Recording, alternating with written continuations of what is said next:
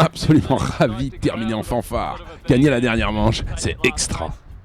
Le régatier néo-zélandais Peter Burling repart de Sorrento en Australie avec une victoire au championnat du monde des mottes.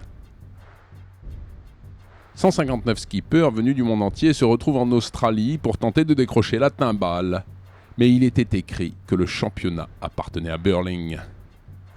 C'est vraiment génial d'avoir pu régater contre une flotte aussi importante. Tous ces champions de voile, beaucoup d'entre nous naviguent sur différents bateaux et font du mott pendant leur temps libre. Ça a été assez incroyable de les rencontrer ici cette semaine.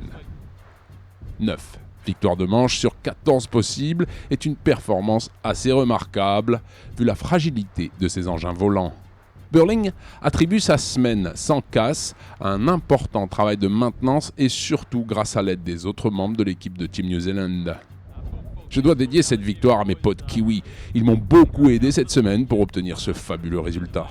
Sur le parcours vanté et chaotique de la baie de Port Phillip, Burling termine le mondial comme il l'a commencé, avec une victoire de manche. Incroyable de m'en sortir comme ça, c'est trop bien. C'est le dernier jour de régate à Langkawi. Il est temps d'aller au charbon, on va passer un bon moment. Un niveau de régate élevé et un programme de festivités à terre dont le Yacht Club a le secret accueille les 40 bateaux en course pour la 13e édition de la Royal Langkawi International Regatta. Le 5e jour débute avec 2 courses pour toutes les classes, sauf les multicoques qui doivent en courir 3 et les sportsboats qu'une seule. Pour ces derniers, et à la fin des 10 manches prévues, Setia West remporte le trophée devant SMU. Dans la classe Racing, personne n'est surpris d'assister à la victoire de Hoi, qui termine devant les bateaux de la Marine royale malaisienne dans les 2 courses du jour. Hoi remporte le trophée du Premier ministre. En IRC 1, avec 2 victoires consécutives le dernier jour, Foxy Lady 6 poursuit sa bonne série. Avec 8 victoires sur 10 manches courues, Foxy Lady défend son titre acquis l'an dernier. Grâce à des performances constantes tout au long de l'épreuve, les 2 secondes places de Mata Hari lui offrent la victoire finale. Nina gagne les régates 9 et 10 et remporte le trophée chez les multicoques. Langkawi est l'un des meilleurs endroits au monde pour naviguer et les régates sont très bien organisées avec une cérémonie de clôture tout à fait exceptionnelle.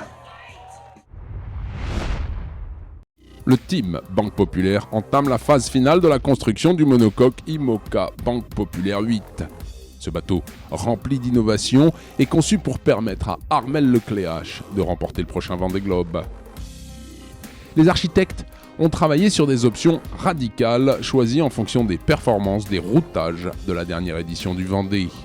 Une étrave volumineuse, une carène puissante avec un gros couple de redressement et la grande innovation du moment, l'adjonction de foil très différent de ce qu'on connaît jusqu'à présent. Ces plans porteurs devraient permettre une navigation plus aérienne et un gain de plusieurs nœuds à certaines allures. Le bateau ne sera pas plus puissant, mais en théorie, il devrait naviguer avec moins de surface mouillée, car sustenté par ces fameux appendices. Seul le futur nous dira si les banquiers ont réussi leur coup. Je vous propose une petite séquence détente.